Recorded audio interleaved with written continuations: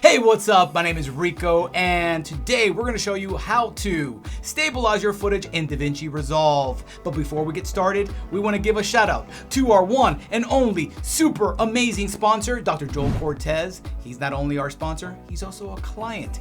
And we did some commercials for him out of his LA office as well as his Pennsylvania in Wingsboro. Now, he did something really special for us. He took care of my best man, my buddy, the guy that's gonna show you how to fix the footage, the one and only Tony. Give it up for Tony. Woo! All right, so Tony got his teeth fixed by Dr. Joel Cortez. We're gonna give a before and now, an after. Give us that beautiful smile, Tony. Oh, look at that, the cap is gone. Oh, dang, that's a good smile. Dude, how do you feel? Feel great, man. I feel great. Brought the confidence back. You know, I'm smiling every day now. I gotta admit, he is. He's a lot happier, or at least he's showing that with his smile. That is what you can get with Dr. Joel Cortez. All right, Tony, are you ready? I'm ready. Okay, well then, as you can tell, I'm ready for the beach. And I'm out. Where'd he go? Well, guess I gotta do this by myself. Intro.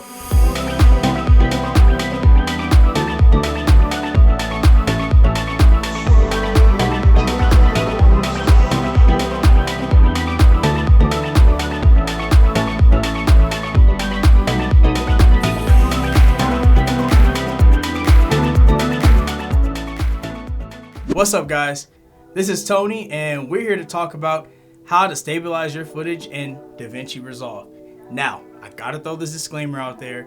You should always have some sort of stabilizer, gimbal, Steadicam, glide cam, even though Steadicam is really expensive, but if you wanna go that route, I mean, it's up to you. But all I'm saying is that you should really have it in production. It makes your life so much easier. It makes that footage, that shaky footage that you have, it stabilizes it really well. However, you can end up running into some issues, which we did. We were shooting a commercial for a client of ours. Unfortunately, when we got home, the footage was shaky when we saw it on the bigger monitor. And so now, I had to fix it in post. And I'm gonna take you right into Premiere Pro. I'm taking you guys into Premiere Pro because I wanna show you the process that I went through that led me to DaVinci Resolve. Okay, so you go and you're creating a new project, so you want to name this stabilization test 1, okay? And yes. Okay, so you see this is your generic Premiere Pro workspace. I love this software. I use this software to edit all my videos, all the videos on this channel, and it really works. I really like it. So you go into your Finder. If you're on Microsoft, it's Files, but for Mac, it's Finder. You get your clip and you just drag it down into your media window. Okay, get out of there. Double click here and see that it comes into your footage. Your footage comes into your source monitor. So you go, you set your in, set your out marks, and drag this down to the timeline. Then you go into your effects, video effects, and you go into distortion. Go down to warp stabilizer. This is the stabilization effect in Premiere Pro. So bring it down here and you just drag it onto this clip and you let it analyze in the background. You go into your effects control to check and see what it's doing. Now you see right here is analyzing each frame. This is the reason why I would say when you're running these type of tests, you don't have to bring the entire clip. Bring a small portion of the clip, the worst part that is shaky, and then just bring it in here to test it out to see for quicker results. Now you see the analyze button is still available, which I notice is a sign that the footage isn't going to stabilize correctly. So I'm gonna analyze it again. So now that it's stabilized, let's take a look at this footage. And right from the jump, you see it gives you this wonky, warp, weird effect that honestly made the footage way worse than what it was before. And this right here led me to using other editing softwares. Avid, which is a great software to use, but honestly, it gave me the same effect. So I thought out of the blue, let me just try DaVinci Resolve, which I use as a coloring software. But at this point I was desperate and I said, what the hell, let me just try it. And wow, game changer. So now, let's go to DaVinci Resolve. So now that we're in DaVinci, go into a new project and name this project the same thing, stabilization test 1. Okay, going to create. And immediately it's going to take you into this workspace right here. Usually this is a good workspace to work in. I preferably like to import footage into this one. This is my preference.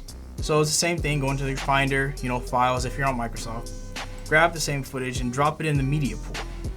And it's going to ask you to change the frame rate if it's different. Of course, you want to change it. And you see your footage is right here.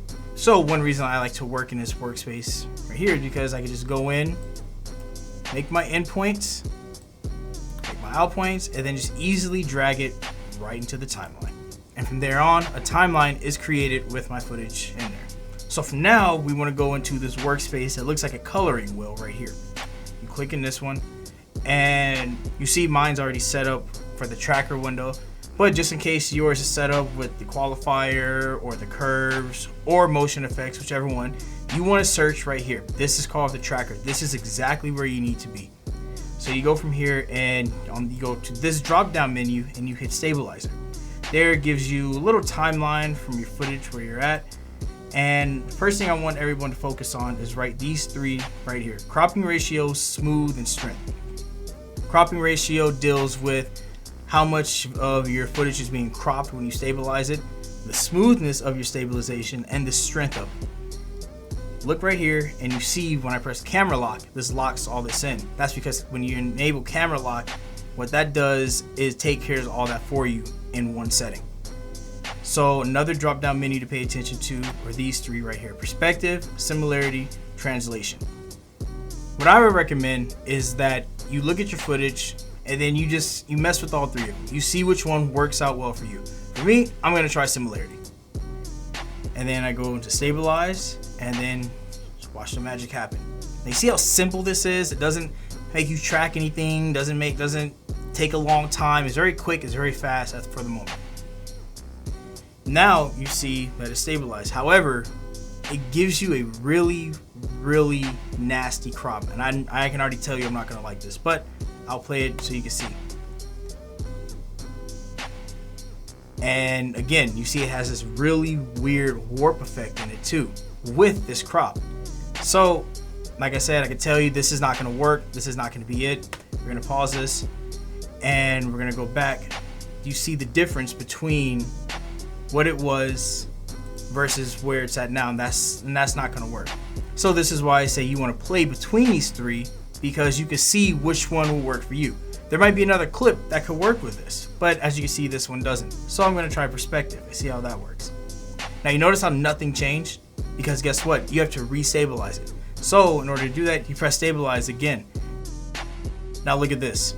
This one, it cropped, as you can see, it cropped just a little bit, but it doesn't really make that big of a difference. It's to my liking. I think it works good. Let's go back and let's see this footage of how it looks. Wow, look at that. It's beautiful. It took away that shakiness and it didn't add that wonky warp effect to it at all. It did its job perfectly. And there you have it, DaVinci Resolve. I had no clue it could stabilize footage the way it did. All these years, and I've been using it as a coloring software. But honestly, I'm glad I was pushed to that point where I said, screw it, and let me just try it, because my client was happy, and to me, that's all that mattered.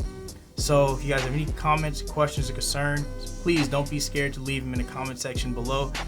And just hit that like button, hit that subscribe button. Keep coming back every week for new videos we have on filmmaking, business, empowerment.